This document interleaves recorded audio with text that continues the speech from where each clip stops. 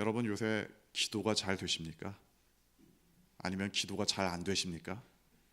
어떻게 하는 게 기도가 잘 되는 겁니까? 또는 어떤 때에 기도가 잘 안 된다. 이게 어떤 때 기도가 잘 안 됩니까? 어떤 분들은 이렇게 생각할지도 모릅니다. 자, 기도하려고 하는데 자꾸만 산만해진다. 여러 가지 다른 생각이 떠오른다. 이럴 때 기도가 안 된다. 이렇게 말할 수 있을 겁니다. 옳은 말씀입니다. 또는 어떤 분들은 기도를 하고 있음에도 불구하고 마음이 평안하지가 못하다. 역시 기도가 잘 된다고 하기가 어려울 겁니다. 그런데 잘 생각을 해보면 정말 기도할 때 마음이 편하기만 하면 기도가 잘 되는 건가? 내가 기도하는데 마음이 편하다. 하나님께서 나의 기도의 응답을 이렇게 들어주시나 보다. 물론 하나님께서 마음의 평안으로 우리에게 응답하실 때도 있습니다. 그런데 정말 마음이 평안하기만 하면 하나님께서 다 응답하시는 거냐? 때로는 우리의 마음이 불편함에도 불구하고, 때로는 우리 마음이 두려움에도 불구하고 사실은 기도가 잘 되고 있는 그런 때도 있습니다. 무슨 말이냐? 우리의 기도라는 것은 대부분 우리가 기도할 때 하나님이 그걸 그대로 들어주시고 그대로 하나님이 응답하셔야 기도가 잘 된다고 생각을 하기가 쉽습니다. 그런데 야, 너 그거 아니야. 사실은 이렇게 알려주시는 게 기도가 잘 되는 경우일 수도 있습니다. 그럴 때 만약 마음의 평안을 느낀다. 내가 하나님 앞에 기도를 하는데 잘못된 걸 가지고 기도할 수도 있습니다. 잘못된 기도를 하고 있는데 그냥 내 마음이 평온하기만 하다. 그건 재앙이 될 수도 있습니다. 내가 지금 잘못된 기도를 하고 있는데 하나님이 그게 아니다. 이런 마음을 주셔서 마음이 불편하고 뭔가 평온하지가 못하다. 사실은 그럴 때가 기도가 더 잘 되는 때다. 이렇게 보실 수도 있습니다. 또는 어떤 분들은 요새 기도가 안 돼. 이런 말씀하시는데 잘 보면은 그러면 뭐가 기도가 잘 되는 거냐? 기도가 잘 된다는 게 말하자면은 기도할 때 청산유수처럼 말이 흘러나올 때 그때 기도가 잘 되는 거다. 이렇게 생각을 하시는 분도 있습니다. 물론 하나님께 어떠한 내용으로 기도해야 될지 잘 생각나기 때문에 기도의 내용을 입으로 잘 이야기할 수도 있을 겁니다. 그런데 과연 청산유수처럼 기도한다고 해서 기도가 잘 되는 거냐? 아니면 더 나아가서 기도원에 가서 기도하시거나 산기도 하시는 분들도 있는데 뭔가 소리를 지를 때의 그 상쾌함, 산을 쩌렁쩌렁 울리는 그 시원함, 이런 식으로 기도를 하면은 기도가 잘 되는 것처럼 생각을 할 때도 있습니다. 물론 소리 질러서 기도하고 그 가운데 하나님을 더욱 깊이 만날 수도 있을 겁니다. 그런데 내가 청산유수처럼 기도한다. 내가 기도할 때 소리를 지르니까 쩌렁쩌렁 울려서 뭔가 기도하는 느낌이 난다. 그럴 수도 있습니다. 그런데 그게 정말 기도가 잘 되는 거냐? 오늘 엘리야 선지자의 이야기입니다. 엘리야 선지자의 입장에서 본다면은 사실 엘리야 선지자가 지금 하나님과 깊은 만남을 가져야 되는데 문제가 많습니다. 아시는 대로 엘리야 선지자는 갈멜산에서 하나님께서 주신 능력으로 엄청난 영적인 대결을 벌였습니다. 불이 하늘에서 뚝 떨어지는 그런 놀라운 역사를 경험하죠. 자, 그런 역사를 경험한 엘리야가 오늘 하나님 앞에 기도하는 내용은 뭔가 좀 문제가 있어 보입니다. 11절 말씀을 보면 내용을 아시는 분들은 아시겠지만 이 배경 자체가 엘리야가 지금 도망치고 있는 상황입니다. 그때 이제 이세벨이 엘리야를 죽이겠다 이런 위협을 받고 주랭랑을 칩니다. 너무나 무서워서 굉장히 멀리까지 도망치죠. 자, 이때 멀리까지 도망쳤는데 하나님께서 엘리야에게 이렇게 말씀합니다. 야, 나가서 굴 속에만 있지 말고 나가서 여호와의 앞에 서라. 여호와의 앞에서 산에 서라. 하나님께서 엘리야에게 그렇게 말씀하셨습니다. 자, 이제 하나님께서 엘리야 앞을 지나갑니다. 11절 중반부를 보면은 여호와 앞에 크고 강한 바람이 산을 가르고 바위를 부수었다. 얼마나 바람이 세면은 산을 가르고 바위를 부술 정도냐. 역시 우리가 이런 정도는 상상하기 힘들 겁니다. 그래도 태풍이 불 때 뭐 간판이 날아가고 뭐 사람이 막 옆으로 제대로 걷지도 못하고 뭐 이런 장면들을 한번 떠올려 볼 수 있을 겁니다. 엄청나게 강력한 바람, 뭔가 하나님을 만날 만한 순간에 적합한 상황처럼 보입니다. 야, 하나님께서 나타나신다고 했으니까 이 엄청난 이 바람이 지나가는구나, 이런 생각이 들 수도 있습니다. 그런데 본문은 이렇게 기록합니다. 바람 가운데에 여호와께서 계시지 아니했다. 이게 보통 바람이 아닙니다. 살살 불어오는 바람이 아닙니다. 엄청난 바람이 불고 있는데 이 정도면 하나님께서 좀 이제 나타나실 만한데 하나님께서 계시지 않았다. 참 이상합니다. 또 바람 이후에는 지진이 일어났습니다. 엄청난 지진이겠죠. 그 지진을 일으킨다는 것은 고대인들의 이런 그 과학 상식이나 또 종교적인 그런 세계관에 의하면 지진은 신만이 일으킬 수 있는 일이다, 이렇게 생각을 하는 경향이 짙었습니다.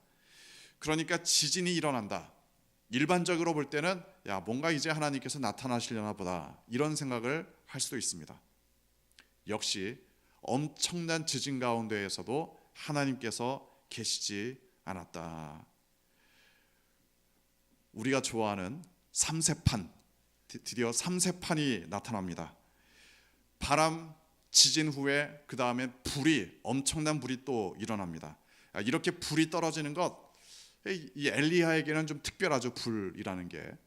왜냐하면 불이 갈멜산에서 그 제단을 불살랐기 때문에 이 엘리야의 입장에서 본다면 이제 하나님께서 나타나시려나 보다, 이런 생각을 할 수도 있습니다. 분명히 바람도 지진도 불도 엄청난 이 시청각적인 효과일 수 있습니다. 하나님께서 나타나신다면 그 정도는 좀 해야 되지 않겠느냐, 이럴 수 있는 분위기였던 거죠. 그러나 불 가운데에도 하나님께서 계시지 않았다. 상징적으로 이렇게 볼 수 있습니다. 우리가 기도합니다. 때로는 큰 소리로, 때로는 산에 가서 아무도 없는 무덤가에서 기도를 하며 외치며 산기도를 하기도 합니다. 때로는 방언으로 큰 목소리, 방언도 큰 목소리의 방언이 있고 작은 목소리의 방언이 있는데, 아무튼 큰 목소리의 방언으로 엄청나게 크게 방언을 할 수도 있습니다. 때로는 몇십일 금식 기도를 할 수도 있습니다.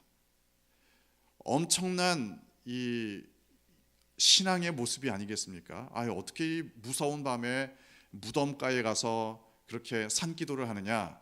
아니면 어떻게 그렇게 방언으로 큰 목소리로 기도할 수 있느냐? 아니면 어떻게 그렇게 금식하며, 그렇게 오랜 시간을 금식하며 기도할 수 있느냐? 그 정도 됐으면 하나님께서 응답하시겠다, 이럴 수 있을 정도의 상황들입니다. 그런데 그 가운데 하나님이 계시지 않았다.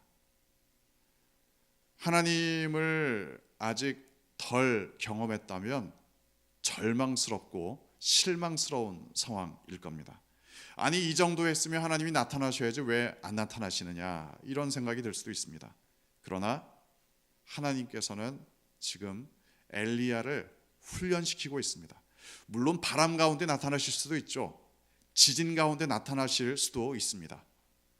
불 가운데 하나님께서 나타나실 수도 있습니다. 그러나 지금은 엘리야를 훈련시키는 과정입니다. 엄청난 능력을 경험한다고 해서 하나님의 임재를 제대로 경험하는 것은 아닐 수도 있습니다. 12절 보면 불 가운데 여호와께서 계시지 않았지만 불 후에 세미한 소리가 있는지라. 세미한 소리가 있다. 여기에 나오는 이 세미한 소리라는 건 공동 번역에서는 조용하고 여린 소리 이렇게 번역을 하고 있습니다. 새 번역에서는 부드럽고 조용한 소리 이렇게 번역을 합니다. NIV 영어 성경 버전 중에 NIV 같은 경우는 우리말로 번역하면 부드러운 속삭임 이렇게 번역을 합니다. Gentle whisper. 그리고 킹 제임스 버전 같은 경우는 이렇게 번역을 합니다. 잔잔하고 작은 음성. Still small voice. 이때 들린 소리를 과연 어떻게 묘사할 수 있을지 사실은 엘리야만큼 묘사할 수 있는 사람은 없을 겁니다. 그런데 어쩌면 엘리야도 이 소리를 묘사한다는 게 쉽지 않았을지 모릅니다. 그런데 가장 중요한 포인트는 이겁니다. 엄청난 바람, 지진, 불 이런 것과는 완전히 대비되는 하나님의 음성이었다. 이 하나님의 음성은 뭔가 하나님께서 내실 만한 음성으로는 적합하지 않다. 이런 이야기입니다. 하나님께서 내실 만한 음성. 우리의 선입견으로는 하나님께서 응답하시고 하나님께서 기도를 들어주시고 여기에 대한 선입견이 있을 수가 있습니다. 이렇게 기도하면 하나님이 응답해 주시겠거니, 내가 이렇게 커다랗게 기도하고 내가 방언으로 기도하고 눈물로 기도하고 금식하며 기도하면 이 정도면 하나님께서 들어주실 수 있으시겠다. 우리의 선입견입니다. 하나님은 어떠한 방법으로도 응답하실 수 있습니다. 엘리야에게 지금 왜 세미한 음성을 들려주신 겁니까? 엘리야에게 왜 불 가운데, 지진 가운데, 엄청난 바람 가운데 나타나시지 않고 왜 세미한 음성, 너무나 작아서 속삭임처럼 들리는 그 목소리, 이 소리 가운데 하나님께서 나타나셨는가? 엘리야를 하나님께서 지금 연단시키고 있습니다. 엄청난 사건들, 엄청난 능력들, 이런 것들 가운데 나의 임재를 경험하지 말고, 그럴 수도 있지만 아무것도 없는 것 가운데에도 나의 임재를 느껴라. 하나님께서 엘리야를 그렇게 훈련시키고 있습니다. 여전히 우리에게는 기도에 대한 여러 가지 생각이 있습니다. 이렇게 이 정도는 기도를 해야지, 이 정도 목소리로는 크게 기도를 해야지, 산기도 정도는 해야지, 뭐 여러 가지 우리가 가지고 있는 기도의 생각들이 있을 수 있습니다. 현실적으로 이야기한다면 자기에게 잘 맞는 스타일의 기도가 있을 수 있습니다. 어떤 분들은 조용히 기도할 때보다 크게 기도할 때 좀 더 집중이 잘 될 수도 있습니다. 어떤 분들은 완전히 반대로 크게 기도하면 산만해서 뭐라고 기도하는지 내가 모르겠고 조용히 기도해야, 침묵으로 기도해야 나는 하나님 앞에 집중해서 기도할 수 있다. 사람마다 다 자기에게 잘 맞는 스타일이 좀 다를 수도 있습니다. 스타일은 좀 다를 수 있지만 분명한 사실은 이겁니다. 내가 기도에 대한 선입견을 가지고 있어서는 안 된다. 내가 기도에 대해서 선입견을 가지고 있는데 그 선입견대로 하나님께서 응답하시는 것만은 아니다. 따라서 내가 기도할 때 내가 익숙하지 않은 방식으로 하나님께서 응답하신다. 내가 기도할 때 이 정도면 하나님이 들어주시겠거니, 그런데 하나님이 그거 아니다. 이렇게 응답을 하신다. 우리의 선입견을 깨시고 우리가 가지고 있는 어떠한 특별한 하나님에 대한 기도의 생각들을 뭔가 그게 아니다. 이렇게 말씀을 하신다. 그때가 사실은 영적으로 도약하는 단계입니다. 익숙한 방식으로만 하나님을 경험하는 것이 아니라 익숙하지 않은 방식 가운데에서도 이런 상황에서는 하나님이 나한테 응답하시지 않을 것 같다. 이런 상황에서도 하나님이 말씀하시는 걸 듣고 하나님의 임재를 경험한다. 그러면 이전에는 경험할 수 없었던 새로운 하나님의 임재를 경험할 수 있습니다. 아주 간단히 이렇게 말씀드릴 수 있습니다. 전에는 교회에 와서 예배를 드려야만 하나님의 임재를 경험했는데 이제는 집에 있을 때에도 하나님의 임재를 경험한다. 전에는 교회에 와서 기도회 시간에 기도할 때에만 하나님의 임재를 경험했는데 이제는 버스를 타고 가면서도 지하철을 타고 가면서도 하나님의 임재를 경험한다. 길을 걸어가면서도 운전을 하면서도 하나님의 임재를 경험한다. 그러면 이 사람은 새로운 영적인 도약을 경험하고 있는 겁니다. 물론 그 과정이 쉽지는 않습니다. 나한테 익숙하고 내가 편한 방식, 이런 방식으로만 하나님을 경험하려고 했는데 나의 선입견을 깨뜨려 주시려고 하신다. 불편한 상황일 수도 있습니다. 내가 편한 방식, 내가 익숙한 방식으로 하나님께서 역사하시는 게 아니라 뭔가 다른 방식으로 하나님이 말씀하시려고 하신다.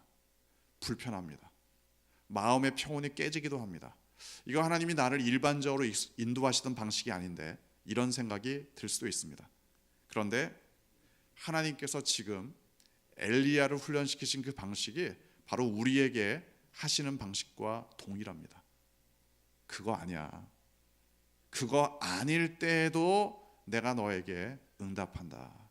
그런 상황이 아닐 때에도 나는 너와 함께 한다. 때로는 그게 내가 기도하고 있음에도 불구하고 불편한 마음으로 찾아올 수도 있습니다. 내가 기도하고 있는데 자꾸만 그거 아니라고 하나님께서 말씀하신다. 힘들다. 하지만 그때가 기도가 잘 되는 순간입니다. 엘리야는 하나님 앞에 여전히 자신의 레파토리를 털어놓습니다. 왕이 하나님의 선지자들을 다 죽였고 어떻게 핍박이 있었고 그래서 내가 죽을 지경이 됐고 나 혼자만 남아서 이렇게 도망쳐 왔고, 잘 생각해 보면 이거는 레파토리가 굳어져 있는 겁니다. 나는 이래서 안 되고 저래서 안 되고, 나는 이래서 하나님을 만날 수 없고, 이래서 하나님의 응답을 경험할 수 없고, 이래서 하나님을 섬길 수가 없다. 자신의 삶에 있어서 잘못된 삶의 레파토리를 만드는 것, 여기로부터 벗어나는 것도 대단히 중요합니다. 엘리야는 자신의 삶의 레파토리, 이야기를 이미 다 만들어 놨습니다. 내가 안 되는 이유 다 알고 있는 것처럼 이야기하지만 사실은 자신의 삶에 대한 변명일 뿐입니다. 내가 지금 도망치고 있는 것에 대한 변명일 뿐입니다. 내가 지금 하나님의 임재를 경험하지 못하는 이유에 대한 변명일 뿐입니다. 하나님께서는 엘리야에게 이렇게 말씀하십니다. 어찌하여 여기에 있느냐? 어찌하여 여기에 있느냐?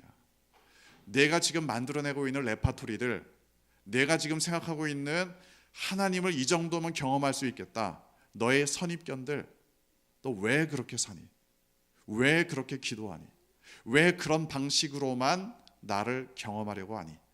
하나님께서 엘리야에게 들려주시는 말씀입니다. 이 말씀 이후에 하나님은 엘리야에게 새로운 영적인 도약을 가르쳐 주십니다. 전에는 경험했던 방식이 아닙니다. 자신의 선입견에 갇혀 있지도 않습니다.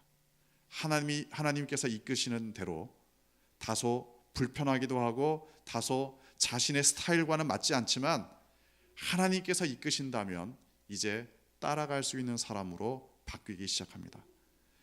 여러분의 삶 가운데 우리의 영성이라는 건 다른 게 없습니다. 어떤 사람의 영성은 뜨겁고 어떤 사람의 영성은 잠잠하고 이런 게 아닙니다.